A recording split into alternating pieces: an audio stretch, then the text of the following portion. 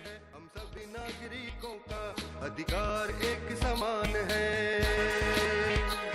आदिवासी दलित महिलाओं के लिए, शोषित ग्रामीण बेसहारों के लिए झालसा का योगदान है। आओ करें इंसाफ और अपने हक की बात, कानून की बात, कानून की बात, कानून की बात, कानून। जोहार, नमस्कार। कानून की बात में जब भी हम आपके सामने होते हैं तो हम कम से कम खर्चे में या बगैर खर्चे के कैसे आप न्याय पा सकते हैं, न्याय पाने के क्या क्या रास्ते हो सकते हैं और कितने कम समय में बहुत आसानी से आप मामले को सुलझा सकते हैं, सुलझवा सकते हैं। इस पर जितने रूल बने हुए हैं, एक्ट बने हुए हैं, प्राधिकार बना हुआ है, उसके बारे में हम आपसे बात करते हैं और उसे एक्सपर्ट आकर के आपको समझाने की कोशिश करते हैं। कानून की बात में हम आपको कानून नहीं बताते हैं, कानून की बारीकियां भी नहीं बताते हैं, लेकिन कानून कहाँ आपको लगता है कि यहाँ आप कानून से मदद नहीं ले सकते हैं, वहाँ हम आपको एक नया दरवाजा खोलते हैं कि आप भी सक्षम हैं विधिक सेवा प्राधिकार की मदद से, कि आप इसलिए वंचित नहीं हो जाएंगे कि आप सक्षम नहीं है, पैसा नहीं है, पहुंच नहीं है, पैरवी नहीं है, लेकिन ये माध्यम है जिस माध्यम से आप अपनी लड़ाई सुप्रीम कोर्ट तक लड़ सकते हैं। अगर आप एससी हैं, एसटी हैं, महिला हैं, विकलांग हैं, 3 लाख से कम आमदनी है, और भी पैरामीटर है और भी क्राइटेरिया है जिसमें अगर आप हिट बैठते हैं तो आपको एक पैसा नहीं देना पड़ेगा। अदालतें आपकी लड़ाई विधिक सेवा प्राधिकार के माध्यम से आपके हक में लड़ेंगी और जो आपके हक में जाएगा फैसला वो मिलेगा आपको। उसी में एक अदालत है लोक अदालत। लोक अदालत 2 है, एक राष्ट्रीय लोक अदालत है, एक अस्थायी लोक अदालत है। ये राष्ट्रीय लोक अदालत जो है वो क्या है, कैसे फंक्शन करता है और कैसे आप इससे न्याय पा सकते हैं, इसी के बारे में हम बात करेंगे। राष्ट्रीय लोक अदालत के बारे में हमारे साथ बात करने के लिए झारखंड विधिक सेवा प्राधिकार की सदस्य सचिव कुमारी रंजना अस्थाना है। स्वागत है आपका। नमस्कार। जोहार। एक तो सबसे पहले हम आपसे ये जानना चाहेंगे कि ये लोक अदालत क्या है, लोक अदालत बुलाने का, बीच बीच में तिथि घोषणा करने के राष्ट्रीय लोक अदालत लगने वाला है, उसमें क्या होता है, क्या? लोक अदालत वादों के निपटारे का वैकल्पिक माध्यम है जी, जिसे ADR alternative dispute resolution forum के रूप में यूज किया जाता है। लोक अदालत में दोनों पक्ष आपसी सहमति से अपने विवाद का निपटारा कराते हैं। लोक अदालत हर जिले में जिला विधिक सेवा प्राधिकार के तत्वाधान में हर महीने आयोजित की जाती है। इसके अलावा राष्ट्रीय स्तर पर माननीय उच्चतम न्यायालय के निर्देशानुसार नालसा के तत्वाधान में Jhalsa, Jharkhand legal services authorities एवं डिस्ट्रिक्ट लीगल सर्विसेज अथॉरिटी तय तिथियों पर लोक अदालत का आयोजन करती हैं, जिसमें हर प्रकार के सुलहनीय वाद, सिविल वाद हैं, कंपाउंडेबल क्रिमिनल नेचर के वाद हैं, उपभोक्ता फोरम के वाद हैं, बिजली विभाग से या कम्युनिटी बेस्ड जो भी केसेस हैं उनका निपटारा दोनों पक्षों की सहमति के आधार पर किया जाता है। चूँकि लोक अदालत एक ऐसा माध्यम है जिसमें दोनों पक्ष आपसी सहमत से करते हैं, लोक अदालत में सबसे बड़ी चीज़ ये है कि दोनों पक्षों का कोई कानूनी खर्च नहीं होता है। अभी तो उन्हें कानूनी सहायता विधिक सेवा प्राधिकार के द्वारा, डिस्ट्रिक्ट लीगल सर्विसेज के द्वारा, या अगर वो स्टेट लेवल पर राज्य विधिक सेवा प्राधिकार को अप्रोच करते हैं तो इसके द्वारा उनको प्रदान की जाती है। यहाँ तक कि अगर कोई पूर्व से निबंधित वाद है तो उसमें अगर लोक अदालत में उस वाद का निपटारा होता है, कोई कोर्ट फी वगैरह जमा है तो कोर्ट फी की वापसी तक इस माध्यम लोक अदालत से निपटारे के पश्चात कर दी जाती है। आपने जो बताया कि वादों के वैकल्पिक निपटारे का एक फोरम है, जी हाँ, मैं अपने दर्शकों को समझाना बताना चाहता हूं कि वहां पहुंचे कैसे। एक तो वाद कोर्ट में है, कोर्ट डिसाइड करेगी, या जिन्होंने केस कर रखा है या जिन पर केस हो रखा है उन दोनों में से कोई वो कोर्ट को रिक्वेस्ट करेगा कि भाई हमारा मामला लोक अदालत में भेज दीजिए, या कंपल्सन है कोर्ट को कि लोक अदालत में भेजना ही है। तो लोक अदालत में आने का तरीका क्या है? लोक अदालत में या तो दोनों पक्ष लोक अदालत की तिथियों का पूर्व निर्धारण होता है, प्रचार प्रसार के माध्यम से हम प्रचारित करते हैं कि इस तिथि को लोक अदालत का आयोजन किया जाएगा, लोक अदालत में विभिन्न बेंच बनाए जाते हैं वादों के निपटारे के लिए। इसका हम प्रचार प्रसार के माध्यम से प्रचार करते हैं, लोगों को अवगत कराते हैं, लोगों में जागरूकता लोक अदालत के माध्यम से अपने वादों के निपटारे के संदर्भ में पैदा करने की कोशिश करते हैं। इसके पश्चात या तो दोनों पक्ष स्वतः आ जाएं या कोई एक पक्ष अगर अपनी इच्छा जाहिर करता है न्यायालय के समक्ष कि हमारे वाद का निस्तारण लोक अदालत के माध्यम से कर दिया जाए, तो दूसरे पक्ष को हम नोटिस करके बुलाते हैं, उसकी राय लेते हैं कि दोनों पक्ष लोक अदालत के माध्यम से वादों का निस्तारण करना चाहते हैं तो हम लोक अदालत के माध्यम से उसका निस्तारण करते हैं। इसके अलावा सुलहनी वाद को न्यायालय द्वारा लोक अदालत में रेफर भी किया जाता है और वहाँ से हम दोनों पक्षों को नोटिस करते हैं, दोनों पक्षों को उस फोरम पर बुलाते हैं और लोक अदालत के माध्यम से उनके वादों का निपटान कराते हैं। केवल लंबित वादों के ही संदर्भ में नहीं, अपितु अगर कोई पक्षकार वाद लंबित करने से पूर्व ही अपने वाद का निपटारा लोक अदालत के माध्यम से करना चाहता है, विधिक सेवा प्राधिकार में अपना ऐसा कोई एप्लीकेशन देता है या हम इनवाइट करते हैं विभिन्न विभाग जो है अपने वादों का निस्तारण कराना चाहते हैं, तो हम दूसरे पक्षकार को नोटिस करके बुला करके वाद संस्थित होने से पूर्व ही प्री लिटिगेशन की स्टेज में उनके वादों का निपटारा लोक अदालत के माध्यम से कराते हैं। इसमें तो एक है ना कि जेएम से लेकर के पीडीजे तक के अदालत में मामला चल रहा है। अब हम किस जज के यहाँ किस फोरम में हमारा केस किस स्टेज में है, आपने एक प्री लिटिगेशन की बात हम थोड़ा सा अलग रख देते हैं।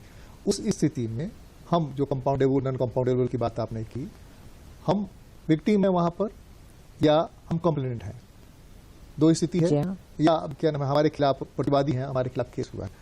उस स्थिति में हम कोर्ट से किन किन मामलों में डिमांड कर सकते हैं कि इस मामले को, जैसे कि सर्विस मैटर है, सर्विस मैटर में सेमी गवर्नमेंट का मामला है, सेमी गवर्नमेंट के मामले में, या इसके इतर भी व्यक्ति से टू व्यक्ति, इंडिविजुअल टू इंडिविजुअल अगर मामला है तो उसमें क्या हो सकता है, कौन सा मामला जाएगा, कौन सा मामला नहीं? आपराधिक मामलों में भी, जिसमें कि आपराधिक मामलों में शमनीय और अशमनीय मामले होते हैं, सुलहनी असुलहनी मामले होते हैं, जिसका कि विवरण सीआरपीसी की 320 में दिया गया है, धारा 320 में दिया गया है।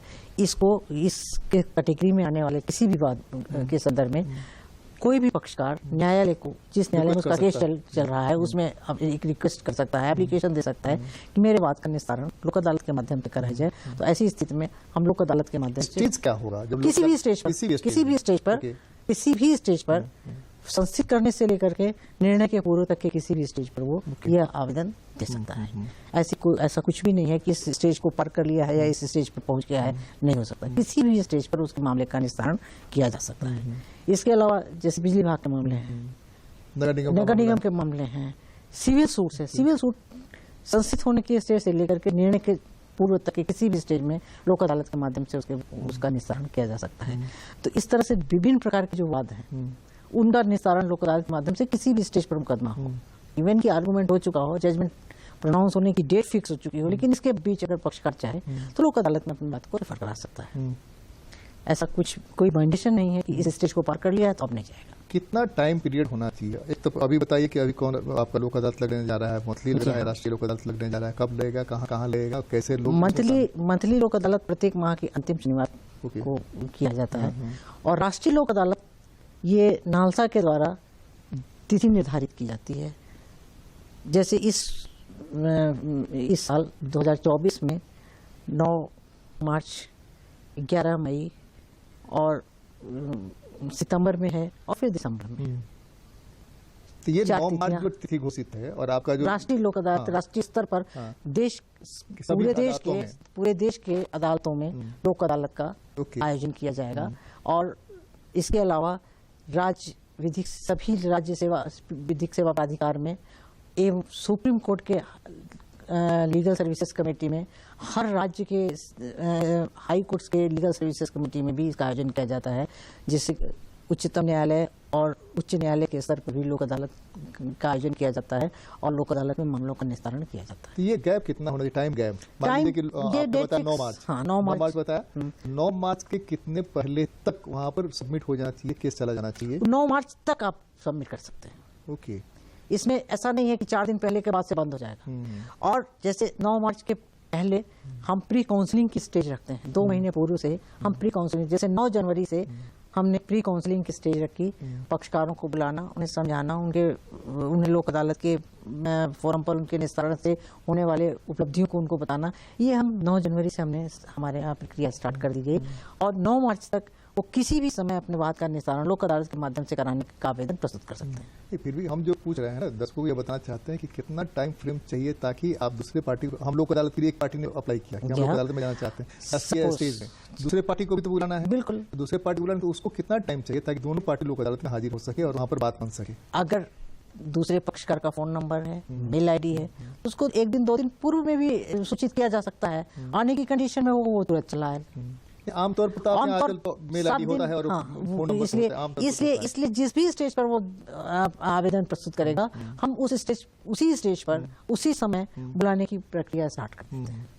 मान लीजिए कि जैसे अभी जो है जनवरी में किसी ने आवेदन दिया, तो हम उसको जो दूसरे पक्षकार को एक तिथि निर्धारित करेंगे। प्री काउंसलिंग की तिथि ये है, लोक अदालत निर्णय की तिथि ये है, और आप कभी भी आ सकते हैं। और प्री काउंसलिंग के डेट जैसे 9 जनवरी से हमने स्टार्ट किया है, 9 जनवरी से लेकर के 9 मार्च तक वो किसी भी तिथि को दोनों पक्षकार आ सकते हैं। दोनों पक्षकार के आने पर दोनों पक्षकारों को सूचित करके उनके मामलों का निस्तारण किया जा सकता है। किस तरह के मामले हैं जिसमें कि अदालतों को ये निर्देश है कि मैंडेटरी है कि आप इनको लोक अदालतों में भेजिए ही? हर तरह के सुलहनी मामले, जैसे जो जिनका कई फोरम है ना, मीडिएशन फोरम भी है। हाँ, बता। हाँ जी।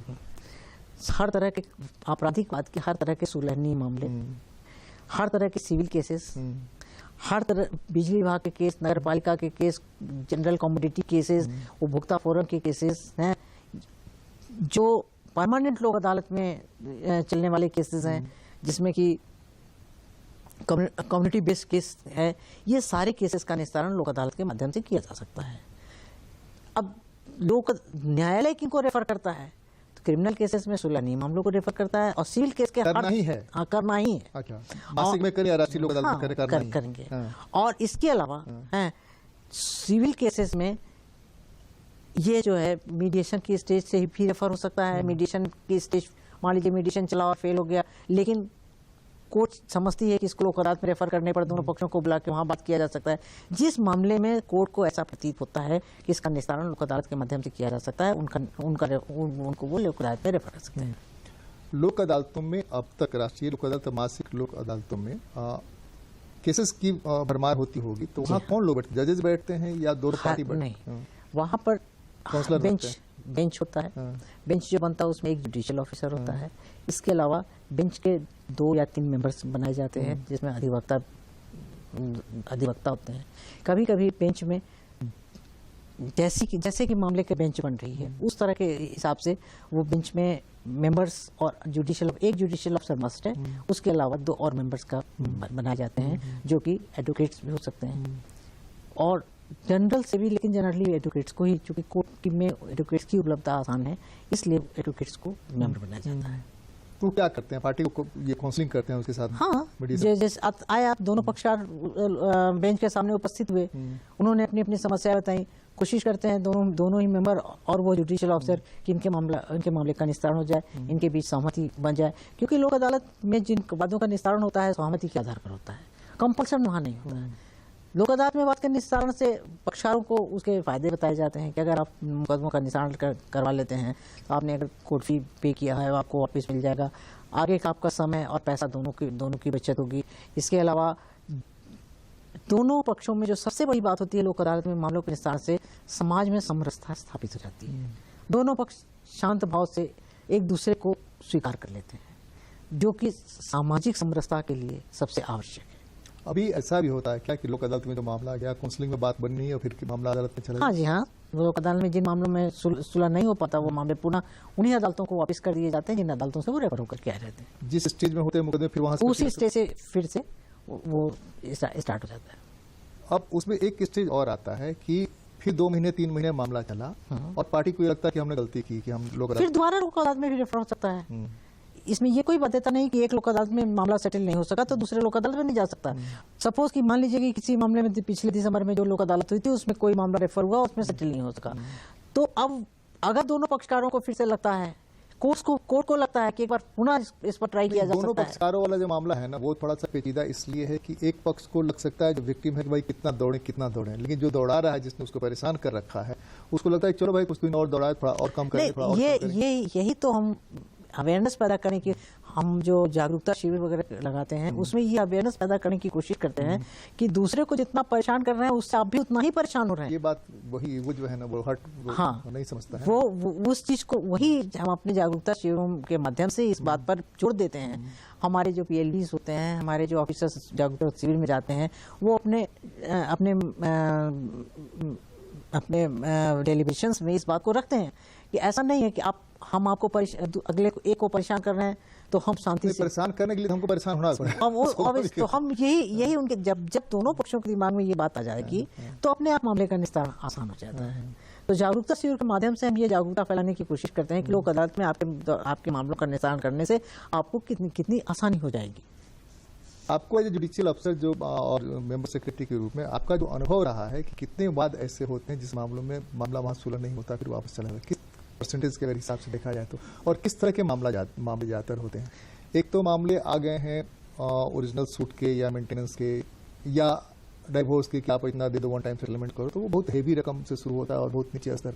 किस तरह के मामले आमतौर पर होते हैं जो वहां से वापस लौट जाते हैं फिर अदालत में, फिर उसके बाद दोबारा इस पर कोशिश की जाती है? देखिए, सिविल मामलों में शुरुआत में एक दो लोक अदालत में निश्चित रूप से पहली लोक अदालत में बिल्कुल नहीं सेटल हो पाता।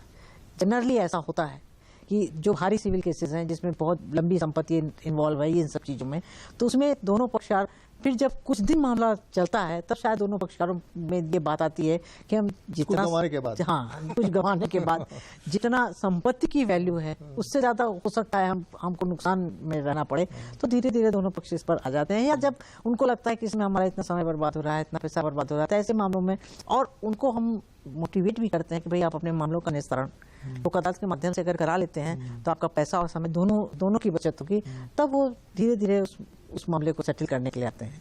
क्रिमिनल केसेस में जहां अहम की लड़ाई है, शुरुआत में वहां थोड़ी दिक्कत आती है, लेकिन धीरे धीरे दोनों पक्षकार सहमत होने ही लगते हैं।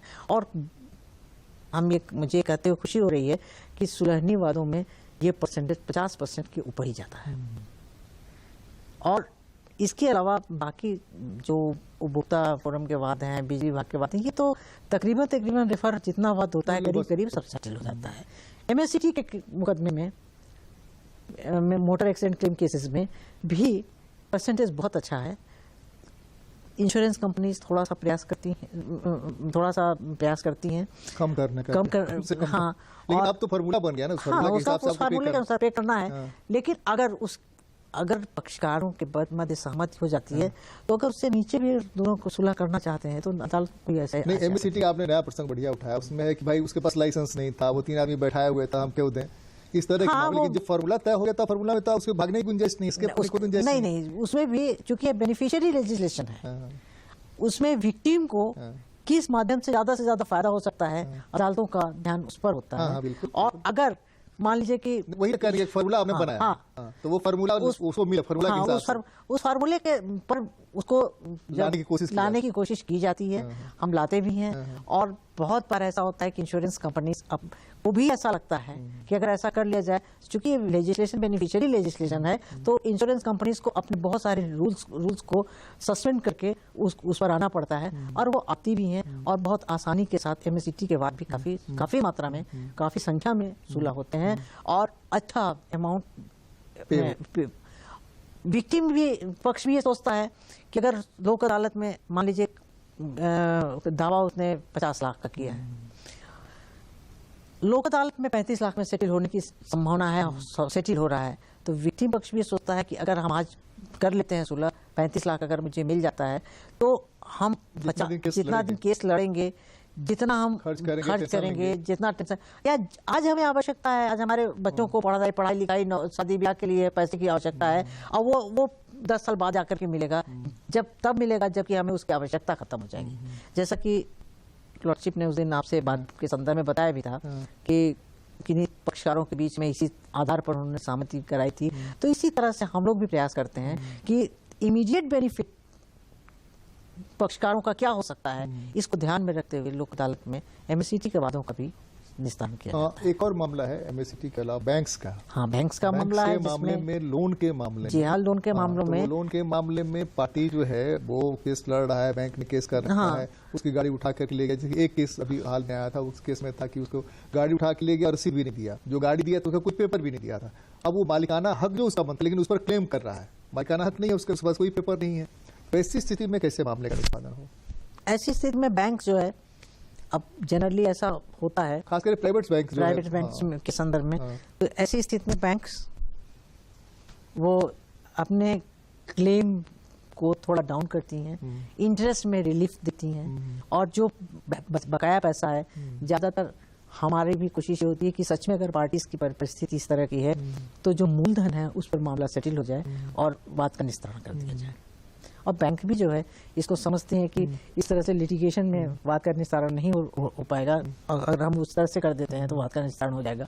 बैंक भी इसको सहमत हो जाते हैं और बात का निस्तारण हो जाता है। बैंक से इसके पहले मैंने ये लिटिगेशन लोक अदालत में जाने के पहले काउंसलिंग होती रहती है? हाँ, काउंसलिंग होती रहती है कि मामले को निपटा। हाँ, परमानेंट लोक अदालत में इन मामलों की काउंसलिंग चलती रहती है। इसके अलावा लीगल सर्विसेज अथॉरिटीज को अगर वो मामले संज्ञान में लाए जाते हैं तो वहाँ हमारी काउंसलिंग होती है।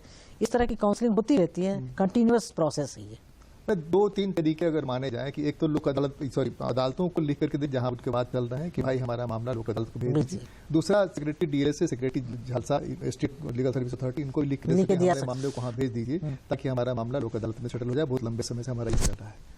अभी राष्ट्रीय लोक अदालत के बारे में और मासिक लोक अदालत के बारे में हमने आपको बताया।